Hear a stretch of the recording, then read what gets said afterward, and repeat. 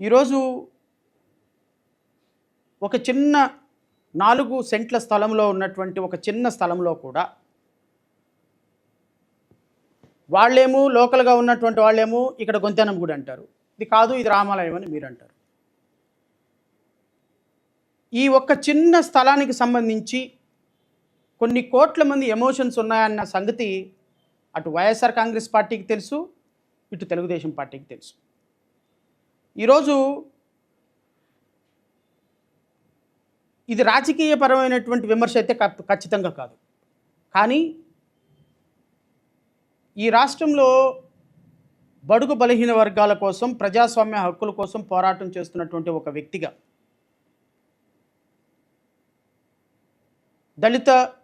దళిత కుటుంబాలకి, బహుజన కుటుంబాలకి ఎక్కడ ఏ చిన్న సమస్య వచ్చినా వారి కోసం గళమెత్తేటువంటి ఒక వ్యక్తిగా ఈరోజు 1,10,00,000 మంది ఎమోషన్స్ ఒక పర్టికులర్ 4 సెంట్ల స్థలం మీద పెట్టుకున్నటువంటి సందర్భంలో ఒక రాజకీయ పార్టీలుగా ఈ అంశాన్ని మీరు డీల్ చేసినటువంటి విధానం కొన్ని కోట్ల మంది దళితుల మనోభావాలు దెబ్బతిన్నాయన్న మాట మీరు గుర్తుకుపెట్టుకోమని కోరుతున్నాను. ఈరోజు నేను వైఎస్ఆర్ కాంగ్రెస్ పార్టీ తర్వాత తెలుగుదేశం పార్టీని కూడా నేను ప్రశ్నిస్తున్నాను. ఈరోజు వైఎస్ఆర్ కాంగ్రెస్ పార్టీ 40% ఓటింగు మాకు ఈ ప్రజలు ఇచ్చారు అని చాలా గొప్పగా మాట్లాడుతున్నారు. ఈరోజు 40% ఓటింగ్లో మీకున్నటువంటి మెజారిటీ ఆఫ్ ఓటింగ్ ఫ్రమ్ దళిత క్రైస్తవ కమ్యూనిటీల నుంచి జగన్మోహన్ రెడ్డికి ఓటింగ్ ఉంది. ఇప్పుడు లోకల్గా ఉన్నటువంటి దళిత బిడ్డలు, లోకల్గా ఉన్నటువంటి గొంతెనమ్మ గుడి కూల్స్తున్నప్పుడు దీన్ని అడ్డుకోవాల్సింది ప్రతిపక్ష నేతగా ఉన్నటువంటి జగన్మోహన్ రెడ్డి. ఎందుకు అంటే ఈ రాష్ట్రంలో మొదటి నుంచి కూడా దళిత కుటుంబాలు, దళిత ఫ్యామిలీసు, అణగాని వర్గాల ప్రజలకి వైఎస్ఆర్సీపీ ప్రభుత్వం అండగా ఉంటుందనేటువంటి భావన వాళ్ళకున్న కారణంగా ఈరోజు వాళ్ళందరూ కూడా వైఎస్ఆర్ కాంగ్రెస్ పార్టీకి అనుబంధంగా ఉన్నారు. గత ప్రభుత్వంలో 40% ఓటింగ్ వచ్చిన దాంట్లో 34.5% ఓట్లు మీకు ఎస్సీ, ఎస్టీ, బీసీ, మైనార్టీ వర్గాల నుంచే వచ్చినాయి. మరి ఆకువీడులో జరిగినటువంటి అంశాల పట్ల ఏ ఒక్కనాడైనా వైఎస్ఆర్ కాంగ్రెస్ పార్టీ లేకపోతే మిగతా రాజకీయ పార్టీలు అంటే తీసి పక్కన పెట్టండి, ఆల్రెడీ తెలుగుదేశం, జనసేన, భారతీయ జనతా పార్టీ కూటమిలో ఉన్నాయి. కానీ ఈరోజు అక్కడ దళితులు మనకు ఓటేశారు. ఆ దళిత కుటుంబాలకి మనం ఏ విధంగా బాసటగా ఉండాలి, ఇప్పుడు అక్కడ గొంతెనమ్మ గుడిని ఏ విధంగా నిర్మించాలి అన్న విషయంలో నేను గౌరవ ప్రతిపక్ష నేత గారిని అడుగుతున్నా, ఎందుకు మీ పార్టీ ఏ విధమైనటువంటి స్టాండ్ తీసుకోలేదు? ఈరోజు సుప్రీంకోర్టులో కేసు ఓడిపోవటానికి, సుప్రీంకోర్టులో జడ్జెస్ అందరూ కూడా ఆల్రెడీ కలెక్టర్ పర్మిషన్ ఇచ్చేశాడు, మున్సిపల్ కౌన్సిల్ తీర్మానం ఇచ్చేసింది, ఆల్రెడీ అక్కడ 80 సంవత్సరాల నుంచి టెంపుల్ ఉందని వాళ్ళే అధికారులు చెప్తున్నప్పుడు ఇంకా మీకు ప్రాబ్లం ఏంటుంది? 4 సెంట్ల స్థలంలో let us continue the construction అనటానికి కారణం ఒకే ఒక్కటి, మున్సిపల్ కౌన్సిల్ తీర్మానం. ఈ మున్సిపల్ కౌన్సిల్ తీర్మానంలో ఓట్లు వేసినటువంటి కౌన్సిలర్లో 18 మంది కౌన్సిలర్లు, 13 మంది కౌన్సిలర్లు వైఎస్ఆర్ కాంగ్రెస్ పార్టీకి ఉంటే, వైఎస్ఆర్ కాంగ్రెస్ పార్టీకి సంబంధించిన 13 మంది కౌన్సిలర్లు అక్కడ ఉన్నటువంటి గొంతెనమ్మను గుడి కూల్చటానికి మీరు ఓటేస్తే, రేపొద్దున దళిత కుటుంబాలకి, దళితులకి నేను బాసటగా ఉన్నానని ఏ లోకస్ తోటి, ఏ స్టాండర్డ్ తోటి వైఎస్ఆర్ కాంగ్రెస్ పార్టీ అక్కడ ఉన్నటువంటి దళిత ప్రజల్ని, రాష్ట్రంలో ఉన్నటువంటి దళిత ప్రజలను అడుగుతుంది అని ప్రశ్న ఉదయించినప్పుడు దానికి సమాధానం చెప్పాల్సినటువంటి బాధ్యత మనకి లేదా? ఓ పార్టీకి లేదా? దయచేసి ఇది రాజకీయ విమర్శగా తీసుకోవద్దని నేను కోరుతున్నా. ఒక పక్కేమో రఘురామకృష్ణంరాజు గారు దీన్ని విపరీతమైనటువంటి పొలిటికల్ సినారియోకి తీసుకొచ్చి అక్కడ ఖచ్చితంగా నేను కట్టాల్సిందే అని చెప్పేసి ఒక పక్క ఆయన బిహేవియర్, ఇంకొక పక్క ఆదుకోవాల్సినటువంటి మీరేమో ఆదుకోనీయకుండా మీకున్న కౌన్సిలర్ల చేత ఓట్లు వేపించేసి ఆ పార్టీ రాజకీయం చేసింది, ఈ పార్టీ రాజకీయం చేసింది. నిజంగా అక్కడ ఉన్నటువంటి ఆత్మగౌరవాన్ని కాపాడటానికి ప్రయత్నం చేసినటువంటి మాలాంటి వాళ్ళు ఎంతవరకు మేము ప్రయత్నం చేయగలం? ఎంతవరకు మా స్థాయి ఉంటుంది? హైకోర్టులో కేసులు వేయగలం, సుప్రీంకోర్టులో కేసులు వేయగలం, కానీ కేసులు వేసిన సందర్భంలో అక్కడ ఉన్నటువంటి అధికారులు, మీ కౌన్సిలర్లు సభ్యులు, మీకున్న కౌన్సిల్ సభ్యులు మీరందరూ కూడా ప్రభుత్వానికి అనుకూలంగా ఓటేసి, అదే నేను చెప్తున్నా, కేంద్ర ప్రభుత్వం ఎన్డీఏ ప్రభుత్వంలో పెట్టిన ప్రతి అంశానికి జగన్మోహన్ రెడ్డి గారు ఓటేస్తారు. ఇక్కడికొచ్చి లేదు మేము జనరేషన్ 2 ఉద్యమానికి జన్జీ ఉద్యమానికి మేము మద్దతు ఇస్తున్నామంటారు. ఒక పక్కేమో రాజ్యసభలో అక్కడ మీరు వాళ్ళకి కావాల్సిన ఓట్లు వేస్తారు, ఇంకో పక్కేమో మళ్ళీ రోడ్ల మీదకి వచ్చి పోరాటం చేస్తారు. Where is the balance between these 2 things? ప్రజలు ఎలా అర్థం చేసుకోవాలి?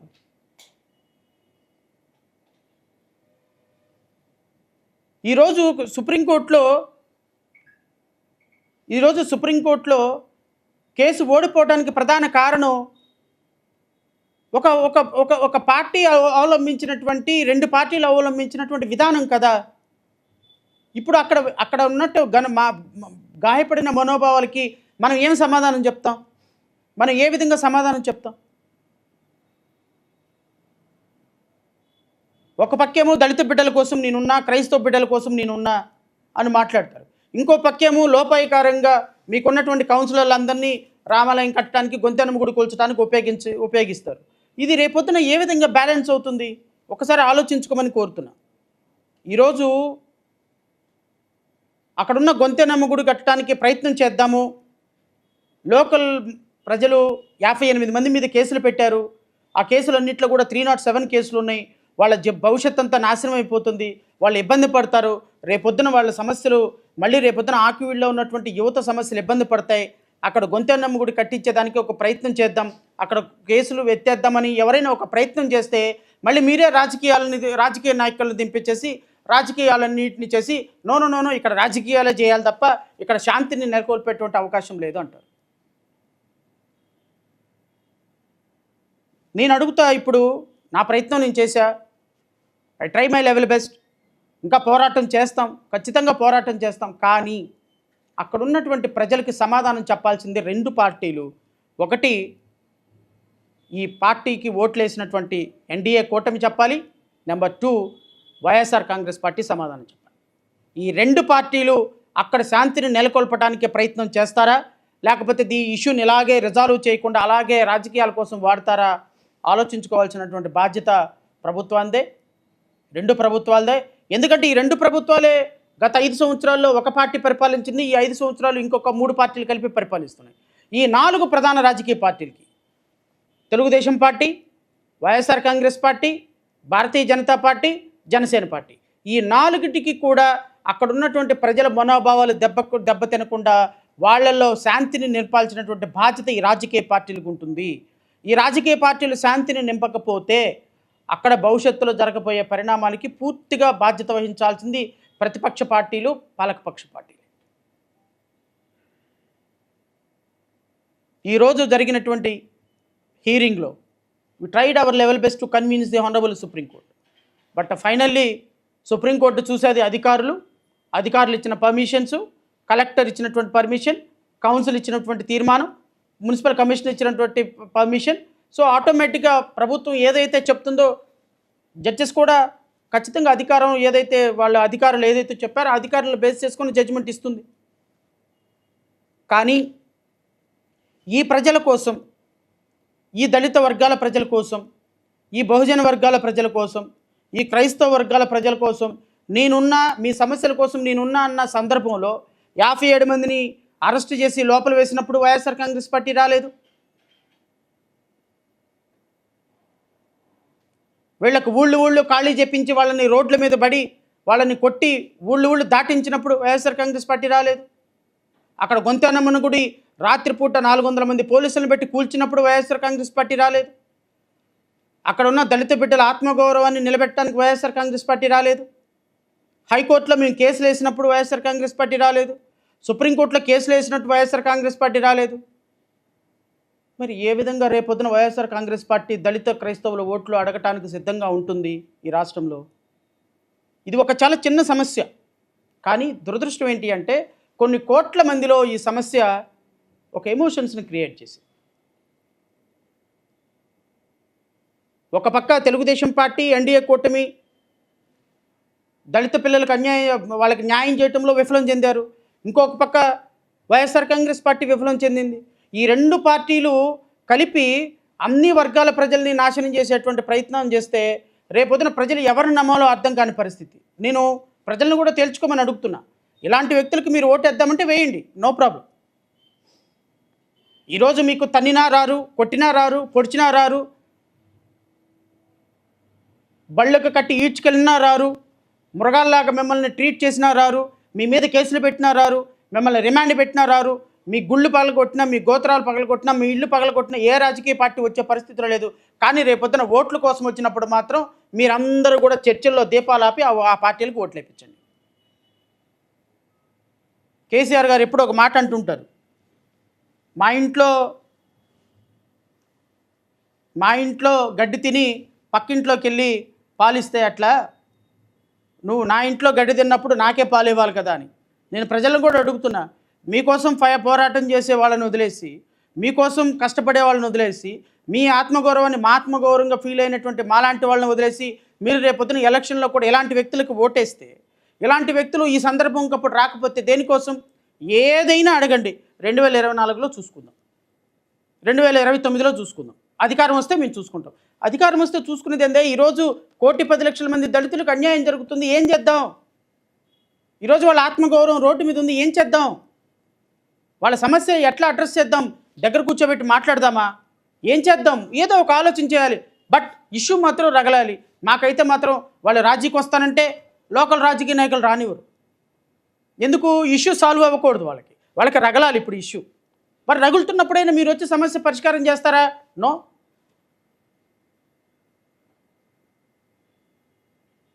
సో ఇది కుల మతాల కోసం జరిగిన సంఘర్షణ కాదు, 2 మతాల కోసం జరిగిన సంఘర్షణ కాదు.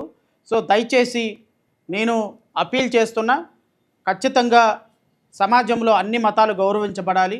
ఈరోజు గొంతెనమ్మ గుడిని కూల్చి అక్కడ వేరే మతానికి ఒక టెంపుల్ కట్టడానికి సుప్రీంకోర్టు వరకు జరిగిన పోరాటంలో దళిత బిడ్డలు ఓడిపోలే.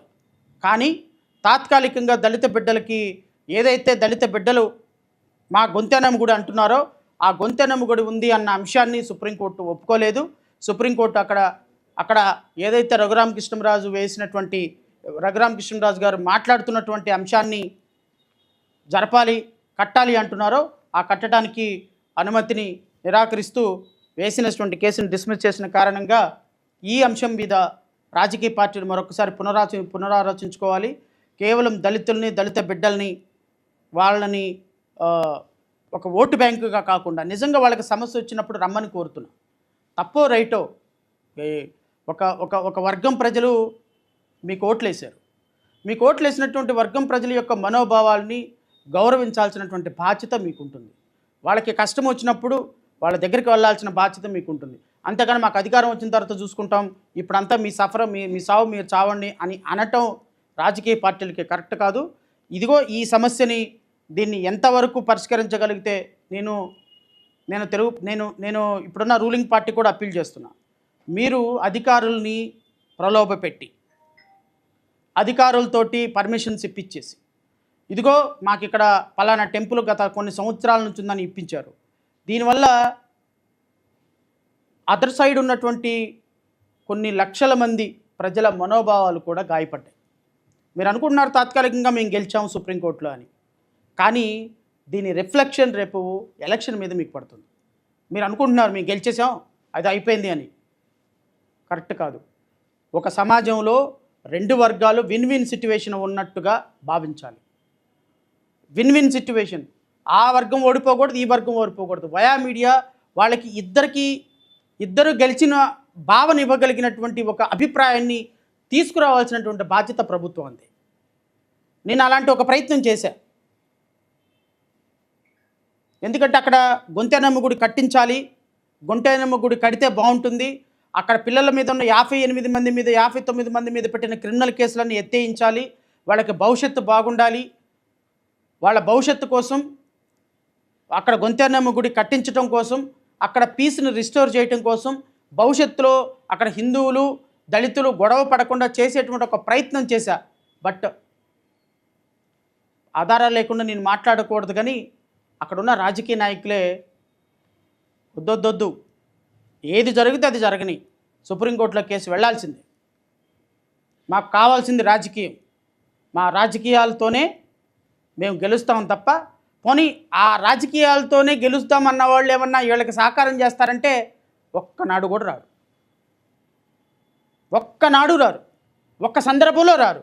వాళ్ళకి ఏదైనా అన్యాయం జరిగితే మళ్ళీ మేము వెళ్ళాలి, వాళ్ళకి ఏదైనా కష్టం జరిగితే మళ్ళీ మేము వెళ్ళాలి, వాళ్ళకి ఏదైనా ₹1 పెట్టాలి అంటే మేము పెట్టాలి తప్ప, ఏ రాజకీయ పార్టీ అయితే రాజకీయాలు చేద్దామో అసలు సొల్యూషన్ వద్దు, దీనికి ఎట్టి పరిస్థితుల్లో రాజీ వద్దు అని చెప్పినటువంటి రాజీ వద్దు అని చెప్పినటువంటి రాజకీయ పార్టీ ఎవ్వరూ కూడా వాళ్ళ సమస్య అంటే రాదు. ఇప్పటికైనా నేను ప్రభుత్వాన్ని అప్పీల్ చేస్తున్నా, ఈ కేసు వల్ల గాయపడిన మనోభావాలు గాయపడితే దాని రిఫ్లెక్షన్ మీ ప్రభుత్వం మీదే పడుతుంది. దయచేసి ఈ రిఫ్లెక్షన్ని పడకుండా ప్రభుత్వం అనేది పూర్తి స్థాయిలో అక్కడ శాంతిని రిస్టోర్ చేయడానికి ప్రయత్నం చేయాలి అని మనస్ఫూర్తిగా కోరుకుంటూ, ఇంకా విలేకరు సోదరులు ఇంక ఇది కాకుండా ఇంక వేరే ఏదన్నా అడగాలి అంటే యు ఆర్ వెల్కమ్.